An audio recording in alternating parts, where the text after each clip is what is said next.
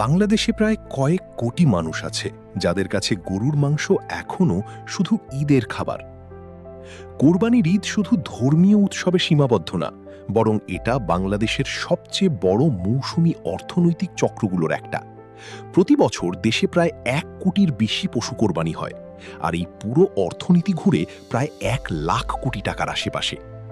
শুধু পশু বিক্রিতেই হয় প্রায় ৬০ থেকে ৭০ হাজার কোটি টাকার লেনদেন।